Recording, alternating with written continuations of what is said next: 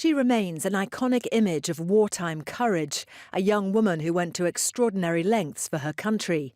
Violette was one of just 4 women to have received the George Cross, a medal second only to the Victoria Cross, for her work for the Special Operations Executive.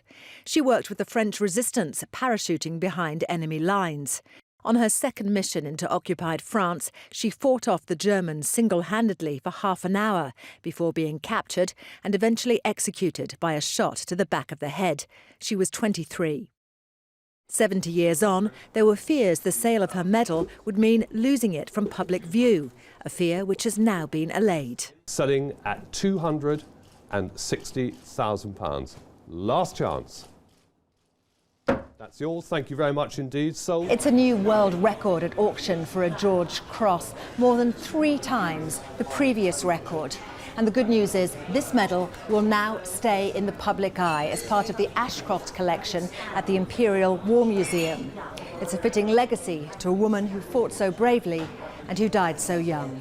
Not only is her award one of the handful of bravery medals that have ever been given to women, but it's the fact that she, a young woman, barely more than a girl, parachuted into occupied France to do what she did under the most exceptional circumstances. Violette's daughter, Tanya, put the medal up for auction after having been presented with it by King George VI, aged 4.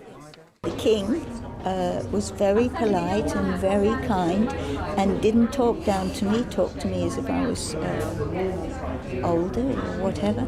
And he explained that he had to pin the medal onto my right-hand side because I was Violette's representative.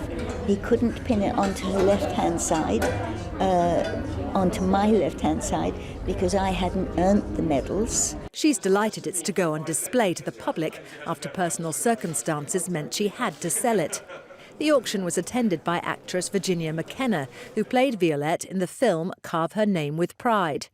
She obviously was a person who had to have enormous strength of character to leave her little daughter, who was so very tiny, and go off to become a Secret Service agent behind enemy lines, not knowing if she'd ever return.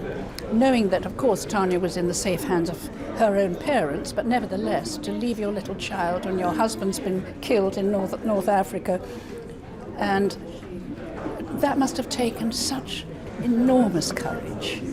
Now, memories of Violette and her service can be kept alive with this vital addition to her archive. Victoria Smith, Forces News, London.